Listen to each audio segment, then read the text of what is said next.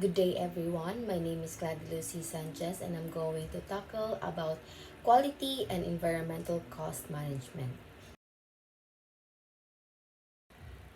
First, we have our study objectives. First, we have to define quality, describe the four types of quality cost, discuss the approaches for quality cost measurement, and prepare quality cost report. Second, explain why quality cost information is needed and how it is used. And third, explain how environmental costs can be measured and reduced.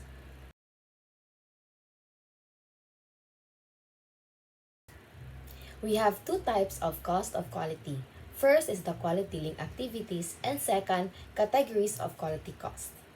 First, quality link activities. Activities performed because of poor quality may or does exist. Control activities performed by organization to prevent or detect poor quality. Next, for the failure activities performed by an organization or its customers in response to poor quality. The difference between control activities and failure activities is that control activities is performed by an organization, while the failure activities is performed by organization or its customers. Second, we have our categories of quality costs. Prevention costs incurred to prevent poor quality in product or services from being produced. Second, appraisal cost incurred to determine whether products and services are conforming.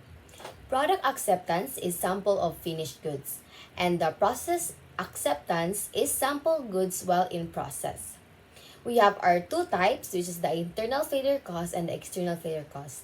Internal failure cost is incurred because product or services do not conform or discovered prior to delivery, while external failure cost is to discovered after the delivery.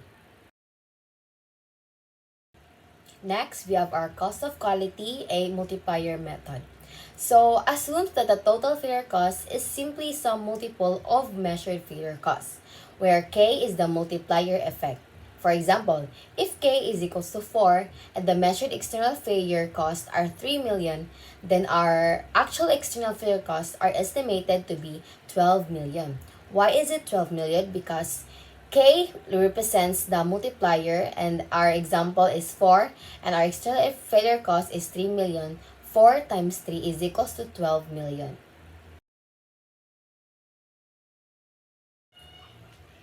Next, we have our market research method. So, using a formal market research methods to assess the effect of poor quality on sales and market shares. Market research results can be used to project future profit losses attributed to poor quality.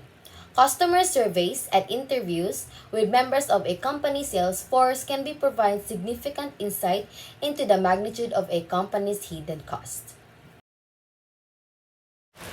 These are some quality cost report. So our first example is Smith Company. Quality cost report for the year ended March 10, 2020. So in order to get the quality cost, we have our prevention cost, appraisal cost, internal failure cost, and external failure cost. Under the prevention cost, we have quality training that has 10,000, reliability engineering that has 65,000, for the total of 75,000.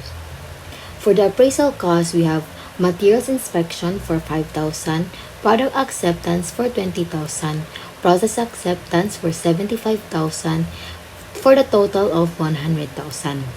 Next, for the external failure cost, we have scrap 150,000, rework 100,000, for a total of 250,000. And lastly, we have external failure cost, customer complaints 150,000, warranty 250,000, and last, returns and allowance 175,000. Add the prevention costs total, appraisal cost total, internal failure cost total, and the external failure cost total, which is 1 million. That is our total quality cost. So our percentage of sales, which is the given, 1.50%, 2%, 5%, and 11.50% for the total of 20%. Next example, we have strategic pricing, where there are two types, product line income and low-level instrument group. To get the product line income, these are the example. Revenues, which is given 1 million, times 20, which is given for the total of 20,000. Cost of goods sold, less 15,000, and less operating expenses 3 million, and that we get our product line income 2 million. Next is low-level instrument group. Under the quality cost is the estimated inspection materials 200,000, scrap 800,000, rejects 500,000, rework 400,000, product inspection 300,000, and warranty work for 1 million, for the total estimate of 3,200,000. For our next example, we have CVP, which is cost, volume, profit analysis, and strategic decision. These are the given.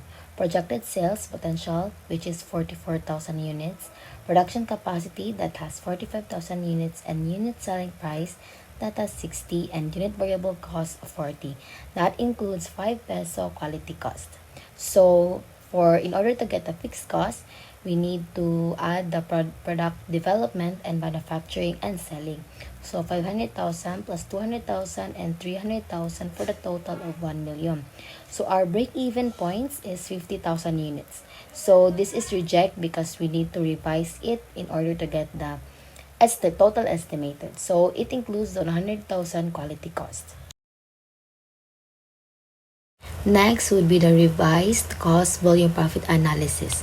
So these are the given also, which we tackle last slide. So projected sales potential 44,000 units, product capacity 45,000 units, unit selling price 60, and our unit variable cost, which is 35, we minus it to 5, and to get the total fixed cost, production development 500,000, manufacturing 100,000, selling 300,000, in total of 900,000.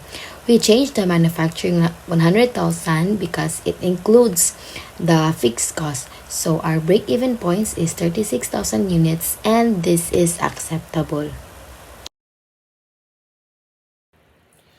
Last but not the least, we have our controlling quality cost.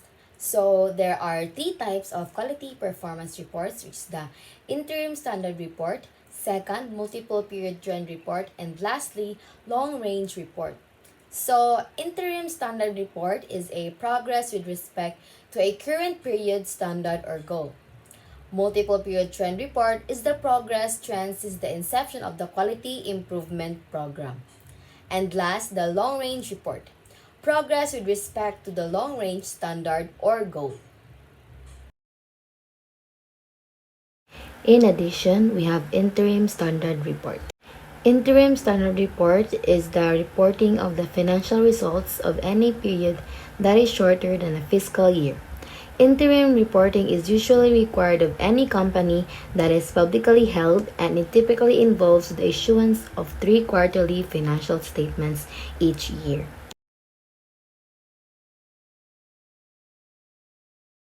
Next, we have our multiple period trend report. It evaluates an organization's financial information over a period of time.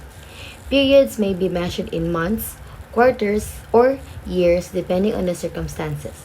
The goal is to calculate and analyze the amount change and percentage from one period to the next.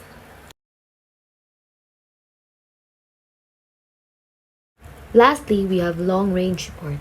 Long-range report is the act of overseeing all activities and tasks that must be accomplished to maintain a desired level of excellence.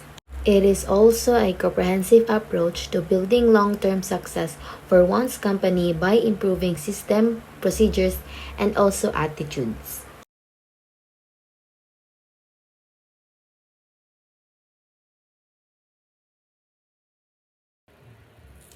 Thank you guys so much for watching. I hope you learned something. Good day!